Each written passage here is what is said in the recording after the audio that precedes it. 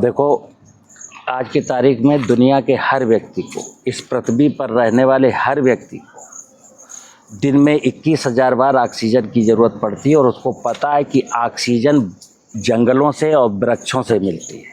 लेकिन जंगल को लगाना या वृक्षों को लगाने का कोई उपक्रम कोई नहीं करता, बल्कि जंगल को, वृक्ष को काटने की एक परिपाटी चल पड़ी।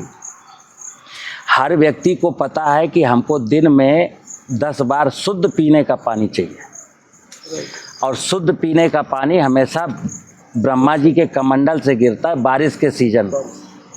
लेकिन उस पानी को कोई बचाना नहीं चाहता, रोकना नहीं चाहता, जलाशय बना के भर ले।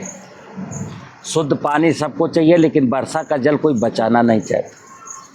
सबको शुद्ध भोजन चाहिए। शुद्ध भोजन देगी ये धरती की उर्वर कोख, लेकिन धरती की कोख को कोई उर्वर बनाना नहीं चाहता और इसके उल्टा धरती को लूट लेना चाहते हैं, नीचे के पानी को लूट लेना चाहते हैं, जंगल की लकड़ी काट करके बेच लेना चाहते हैं। तो मैं क्या कहता हूँ कि हम जब भगवान की पूजा करते हैं और सारा देश भगवान की, अल्लाह की, गॉड की पूजा करता है, कौन से अल्लाह की, कौन से गॉड की, कौन से भगवान की? तो काल्पनिक भगवानों की।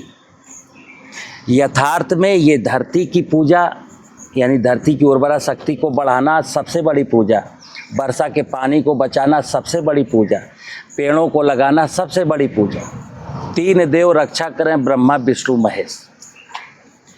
ब्रह्मा माने प्राणवायु यानी जंगल, विष्णु माने क्षीर सागर माने जल, धरती माने शिव। लेकिन आज आप किसी कथा, भागवत, किस्से, कहानियों में सुनोगे तो कहीं भी ये नहीं लिखता।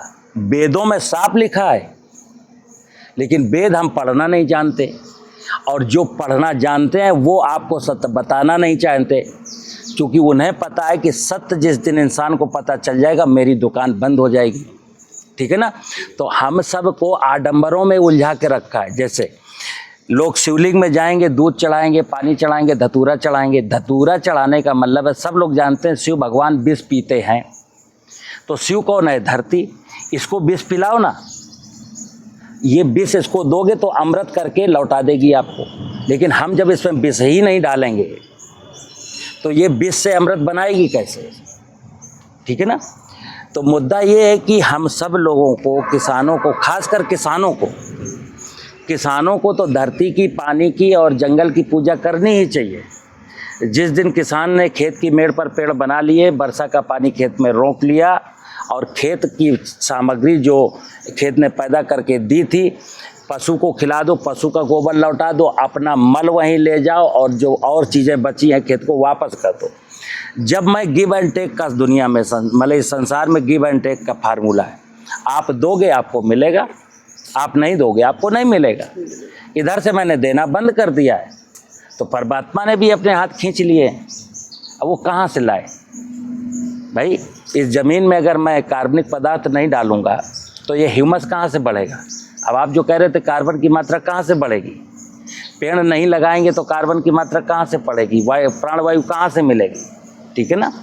तो मुद्दा ये है कि हमको, इंसान को जिस चीज़ों की ज़रूरत होती है वो चीज़ें उसको बोनी चाहिए। जैसे आज की तारीख में इंसान को जो सबसे ज़्यादा भोजन, पानी, हवा के बाद अगर कोई चीज़ चाहिए तो उसको मान सम्मान चाहिए, उसको व्यवस्था चाहिए, उसको न्याय चाहिए।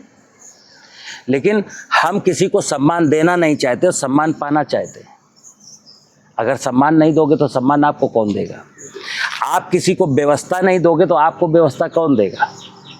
आप किसी के साथ न्याय नहीं करोगे तो कल आपके साथ जब अन्याय होगा तो आपके साथ न्याय कौन करेगा? ठीक है ना? तो हमें बेसिक मुद्दों से नहीं भटकना चाहिए। जीवन में हमको सुख, शांति, समृद्धि चाहिए। सुख, शांति, समृद्धि के लिए हमको अपने मन, विचारों को, वाणी को और कर्मों को सुधारने की ज़रूरत होती है। नमस्कार।